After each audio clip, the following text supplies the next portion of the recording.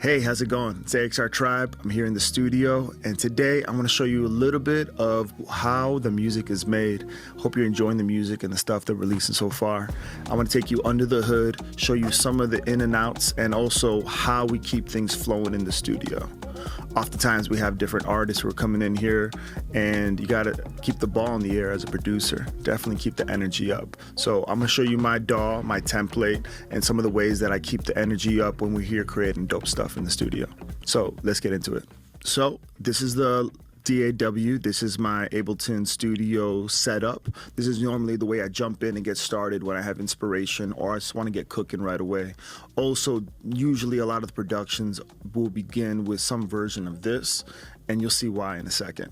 So on my left, you can see here I have my samples, my go-to folders that I have saved on my external drives, some different tools that I'm using for that, my instruments, some of my favorite plugins that I love to go to. Rather than digging through presets or ideas or whatever, I like to save them so that way I can trigger them later on.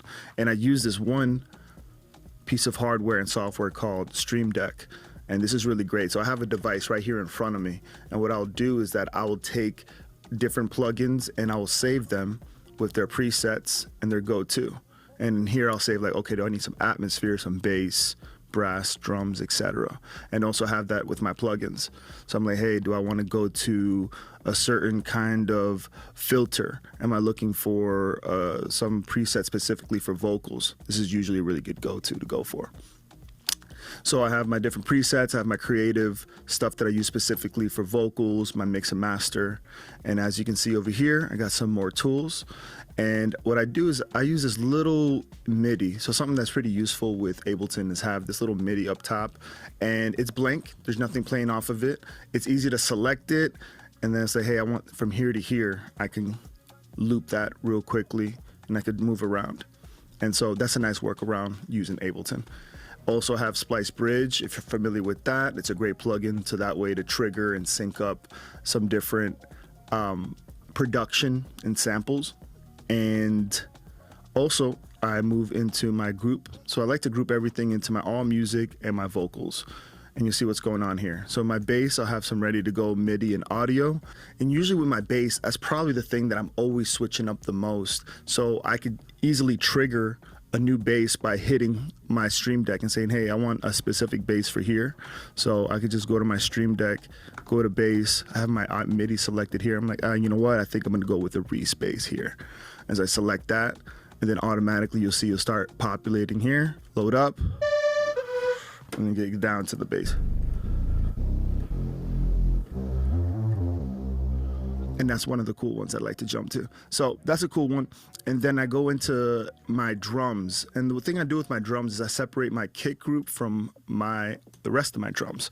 So I have here and I have my kicks.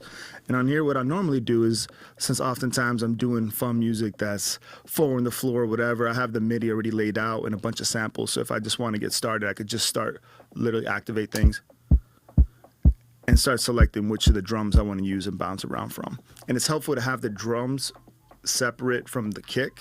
You know, I group them all together, but I'll treat the kick differently, especially because the kick has so much importance in the music that I'm doing that to process it separately is really helpful. Then here I have my drums and the same idea, and I have a very basic patterns in here, MIDIs ready to roll, that if I somehow decide like, hey, you know, I just need a real simple crash on all of these, and I can just move around through the different crashes I have. Same thing with my hats, some percussion loaded up on here, on a drum rack, and then lots of audio because I love to play and drop little samples, sometimes mess with loops, and create a lot of rhythm. I love the rhythms of drums. Who doesn't? But it's really an important part of the music I make. Then the next group I do is melodic. I have my go-to, so I'll use a high synth usually just to lay that down on the top of the chorus especially. I believe that's Max Martin trip. And what I'll do is I have it set up to, you notice that little thing? Now by itself is not very interesting, but when you layer that at the top as this last little frequency and you tune it to whatever the root note is of the song, it does add a little bit of extra energy and takes up that extra bit of frequency up top. So that's one of my go-tos. So I always leave that going. And then I have my keys, this Tranquil preset.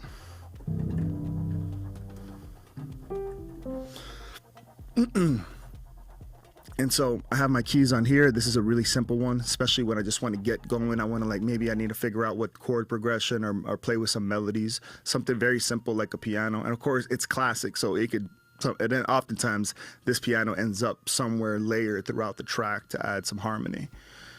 If you watched any of my other music videos, you probably see me talk about isochronic tones. And if you haven't, go check it out. And isochronic tones are basically a version of the stereo solution to binaural beats. And if you're not familiar with binaural, you go down a rabbit hole. There's lots of benefits and lots of cool stuff with that. Isochronic helps it translate over stereo, so it creates a similar. It has healing and hypnotic properties, let's put it like that. And isochronic translates well over stereo. So I'll take go to my samples, and oftentimes I'll find my solfeggio frequencies, and I'll find whatever, based off whatever song I have going on, I'll usually find an isochronic tone or a solfeggio frequency to tuck in, and I'll put it in here to oscillate it. So I'll show you an example of that. So you may or may not be able to hear it depending on what the way Zoom is connecting it. But let's say I took that tone and I really liked it and I want to drop it in here. So in here, I'll tuck this down in the mix, and then I could choose the oscillation.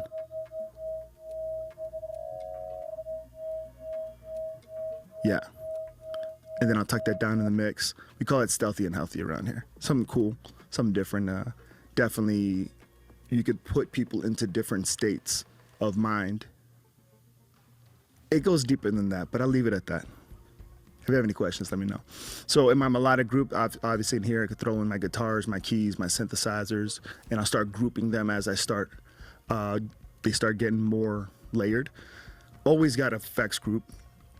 I'm talking about like some impact, some different sauce to kind of keep the music going, little transitional pieces. So that's where my effects group, it really works really well for. Then I have my all vocals, and in there I'll have my lead vocals, and I have some of those, and I got my backgrounds.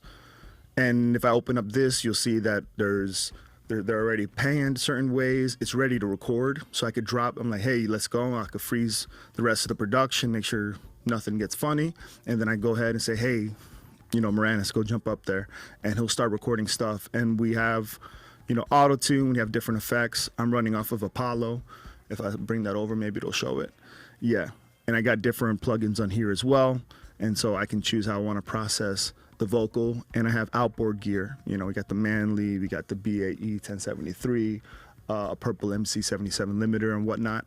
So you have some different things to work with. And we'll record that, we'll bring it in here, and we have everything ready to roll. A lot of the ways that we'll produce in here especially, will be looping and coming up with things on the fly and jumping around.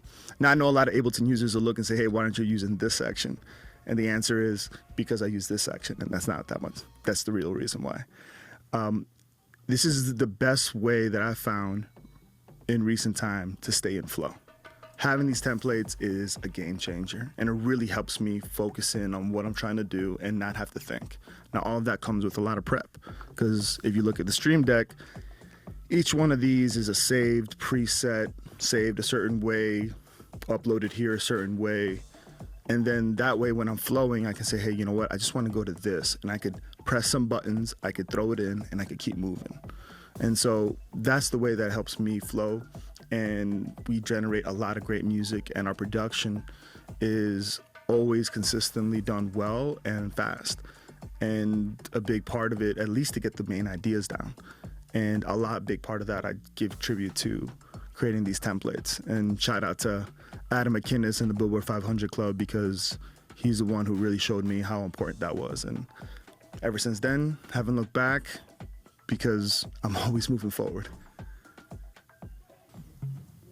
So I hope you enjoyed taking a look under the hood and seeing some of the ways that we set up our templates and get production going, and to be able to keep the flow in the studio as much as possible. That's such a big thing. Make sure that people can stay in flow, because as soon as they start bouncing out of that, you're gonna miss some gold that's coming right down for you. So templates like this, if you're a producer, if you're getting started, or maybe you've been doing this for a minute, hope this gives you some cool ideas, some ways to stay in flow and to bring out the most of what's available for us. Music's everything. Hope you enjoyed this. I'll talk to you soon, all right? Cheers.